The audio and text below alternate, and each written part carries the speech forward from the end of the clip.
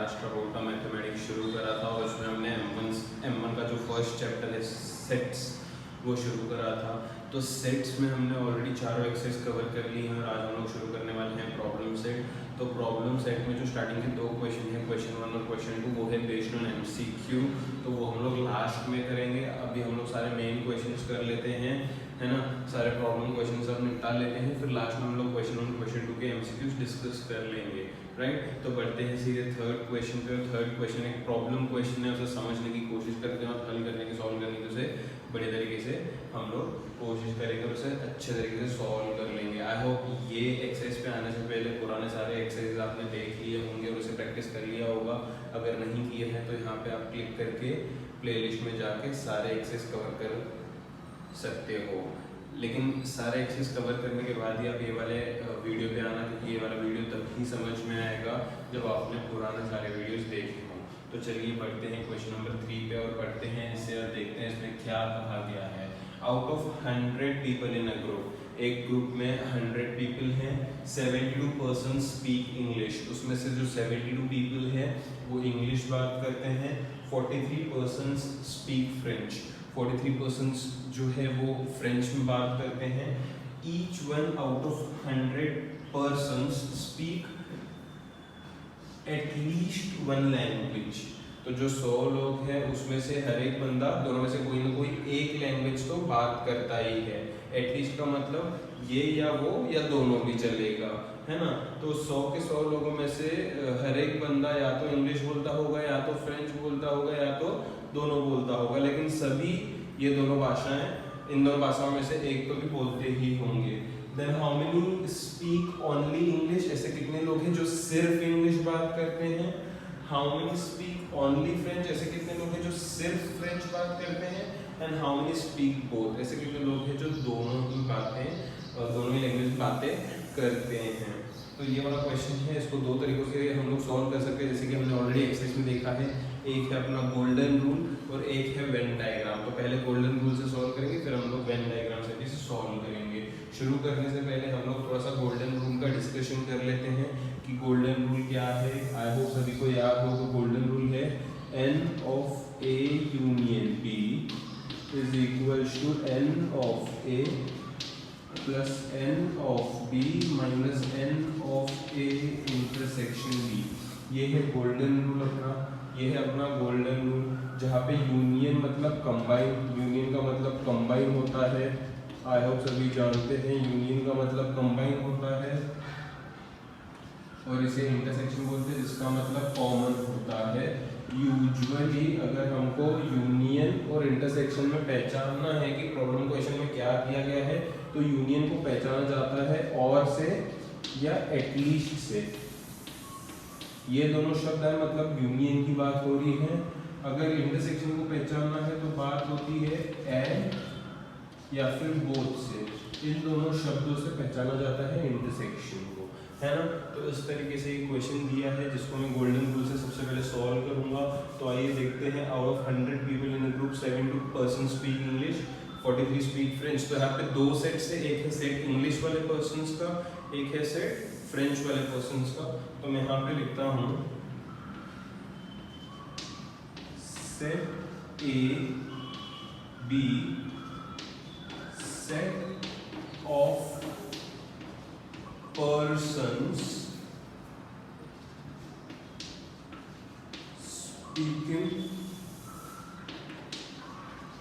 English, ऐसे कितने person से जो इंग्लिश में बात करते हैं।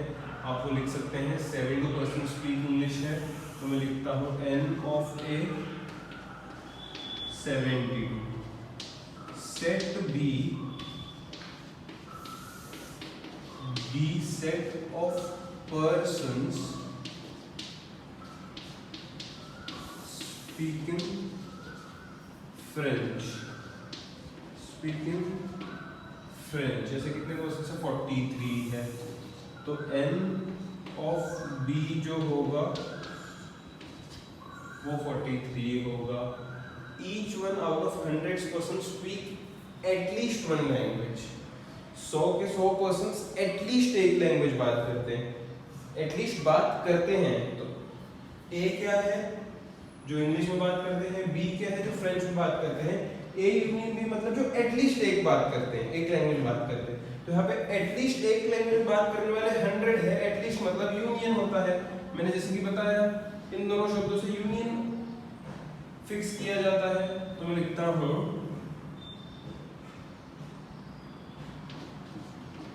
all 100 persons speak at least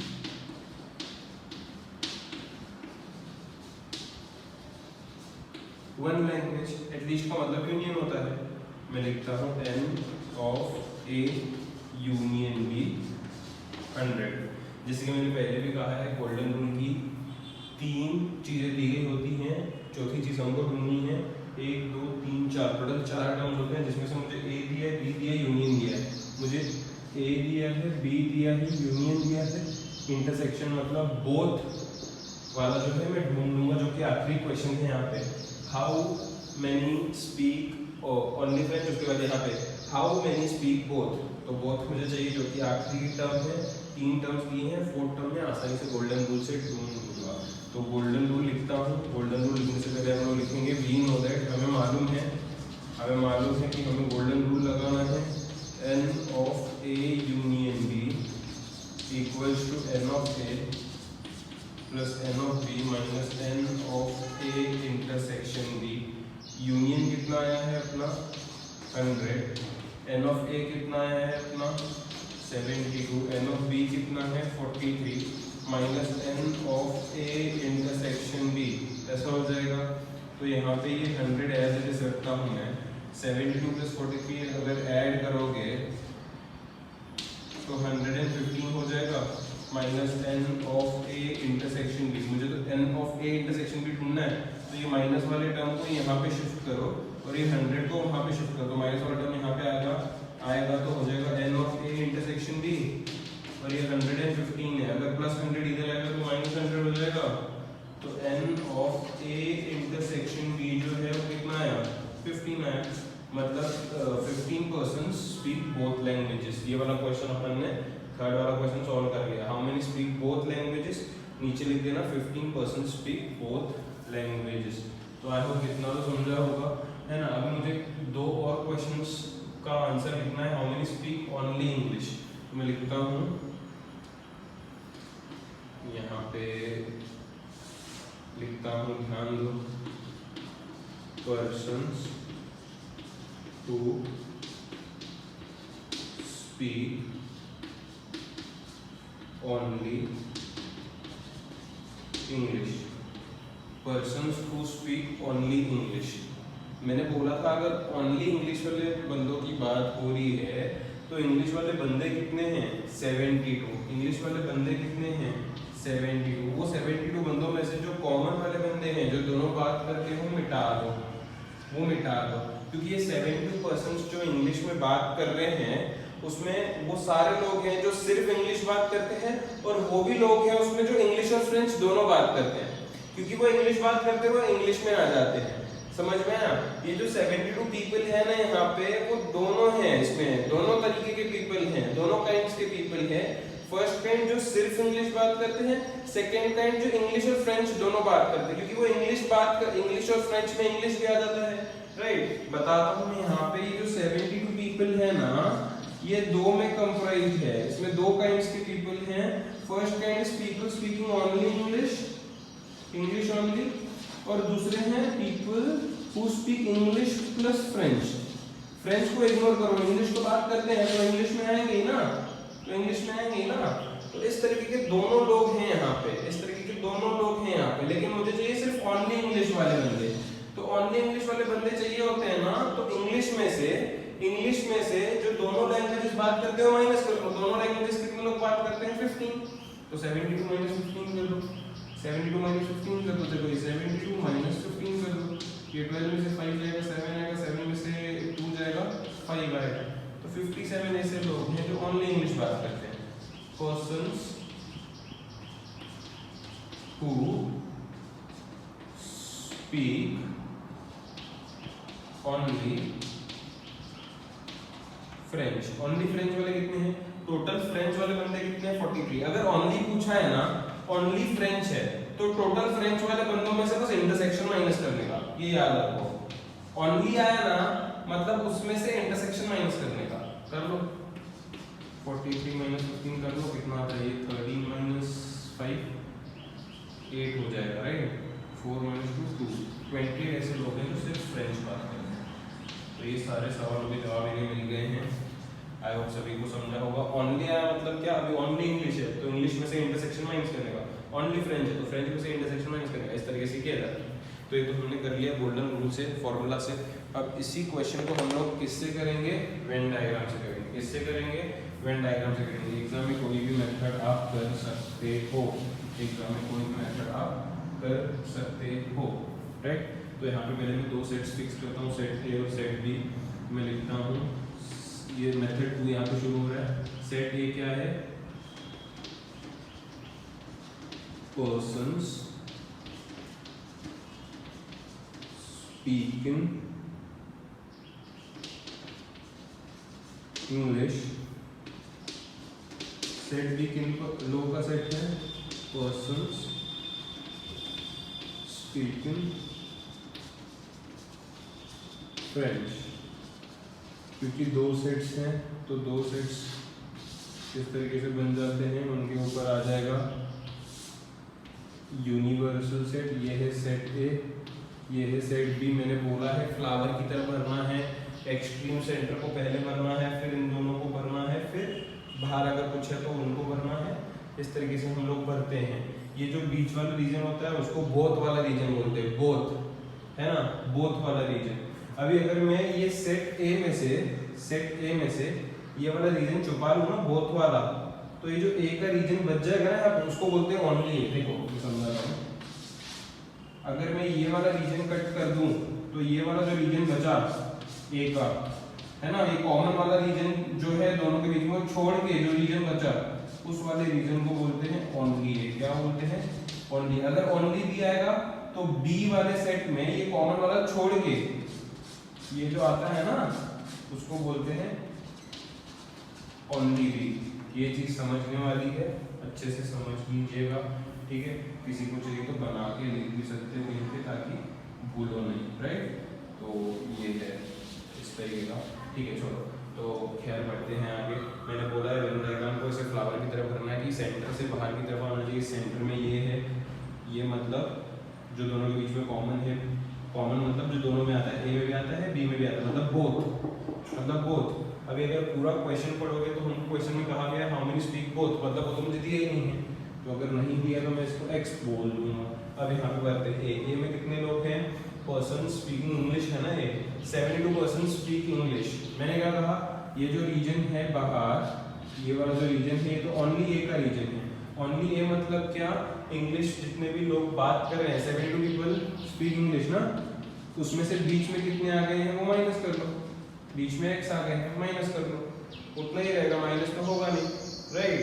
पहले मैंने बताया है 72 लोग हैं लेकिन बीच में जितने हैं वो उसमें से माइनस कर देने हैं, उसमें से माइनस कर देंगे तो ओनली ए भर जाएगा। अब ओनली बी भरना है तो पहले बी देखो कितना है। बी मतलब जो फ्रेंच है, 43% स्पीक फ्रेंच है ना। अब फ्रेंच में 43 आते थे लेकिन उसमें से एक्स तो यहाँ पे आ गए तो वो एक्स माइनस कर दो, जैसे पुराने समय में हम लोग करते थे। तो ये जो रीजन है वो ओनली बी वाला रीजन है, राइट। 43 माइनस एक्स वाला जो है वो ओनली बी वाला रीजन है, राइट। देखो ना ओनली बी वाला रीजन है। मैं क्या कर रहा हूँ 72 मतलब जितने टोटल इंग्लिश के थे उसमें से बोथ वाला माइनस कर रहा हूँ। जैसे कि ये यहाँ पे था फंडा, 72 में से मैंने इंटरसेक्शन माइनस करा था, बोथ मतलब इंटरसेक्शन होता है। समझने वाली बात ये है कि जितना भी बीच में आता है ना वो इन दोनों से माइनस करके ही हम लोग लिखते हैं। पुराने समझ में आप सभी ने देखा होगा, राइट। अभी हमको क्या बोला है?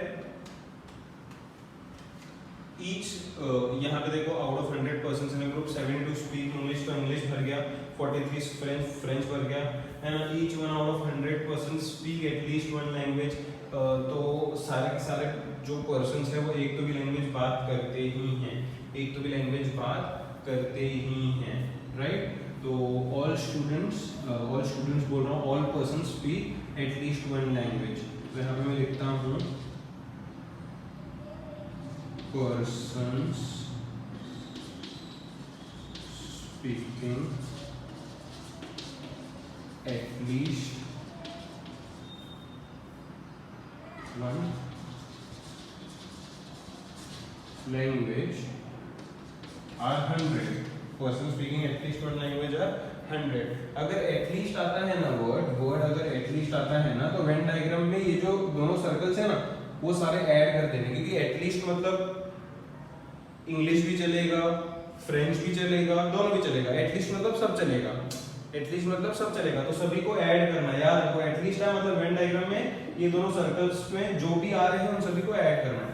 तो सबसे पहले क्या आ रहा है 72 माइनस एक्स आ रहा है, फिर क्या आ रहा है प्लस एक्स आ रहा है, फिर क्या आ रहा है 43 माइनस एक्स। देखो सर्कल में जो जो है सब ऐड कर दिया, इक्वल टू क्या है 100 है। ठीक है जी, तो यहाँ पे माइनस एक्स प्लस एक्स तो कैंसिल कर दो, 72 प्लस 43 कितना हो जाएगा 115 हो जाएगा, माइनस एक्स वैसे इक्वल टू 100 वैसे 100 को इधर भेजो माइनस एक्स को उधर भेजो, तो 115 माइनस 100 इक्वल टू एक्स हो जाएगा, तो 15 इक्वल टू एक्स। एक्स क्या था जो बोथ बात करते हैं, तो बोथ वाले 15 है, यहाँ पे भी 15 आया था, देखो मैंने बताया था।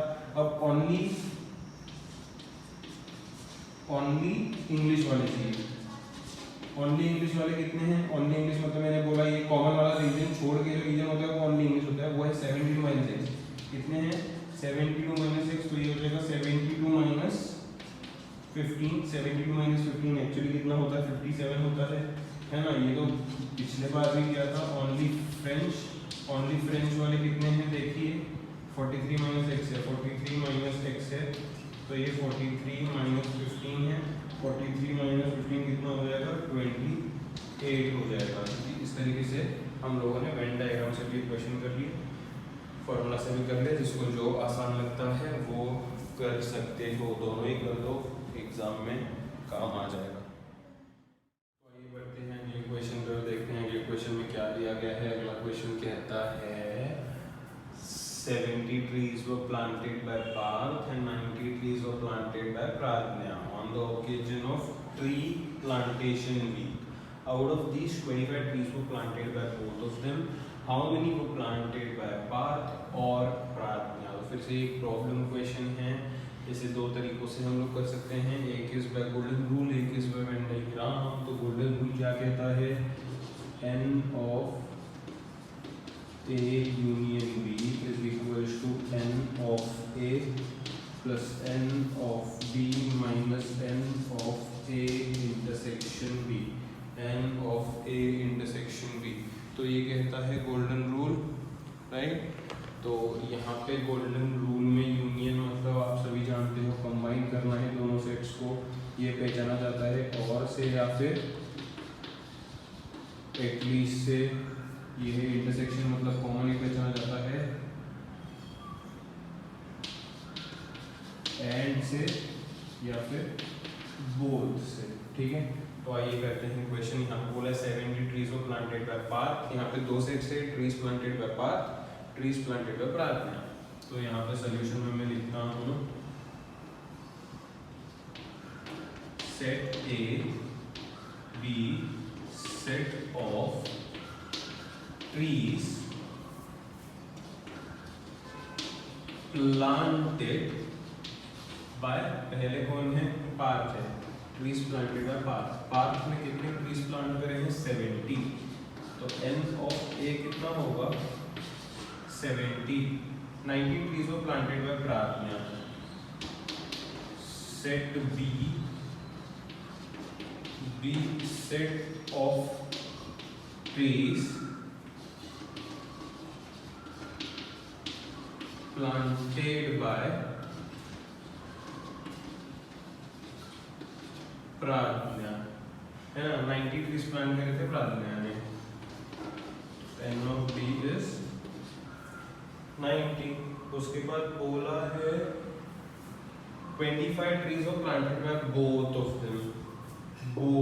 देम, बोथ माने इंटरसेक्शन।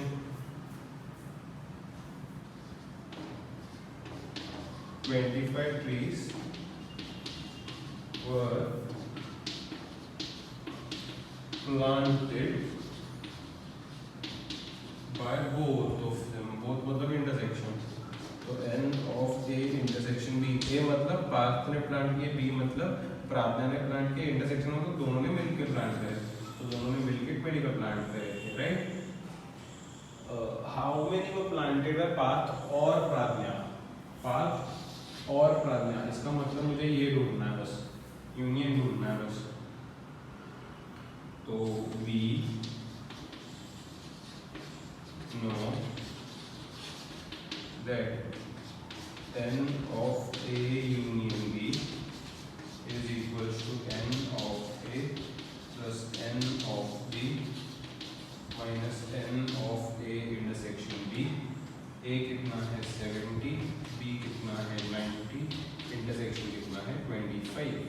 तो 70 प्लस 90 अगर ऐड करोगे तो 160 माइनस 25, तो 160 माइनस 25 इज 135। तो 135 trees were planted by Parth और प्रार्थना। ये हो गया क्वेश्चन जो है गोल्डन रूल से। इसी क्वेश्चन को करेंगे अपन वेन डायग्राम से। किससे करेंगे जी? वेन डायग्राम से। तो यहाँ पे वेन डायग्राम से हम लोग क्वेश्चन को कर लेते हैं। वेन डायग्राम से करने के लिए दो सेट्स फिक्स करते हैं। तो वेन डायग्राम का सॉल्यूशन, सेट ए क्या है? ट्रीज प्लांटेड बाय पार्थ है, सेट बी है ट्रीज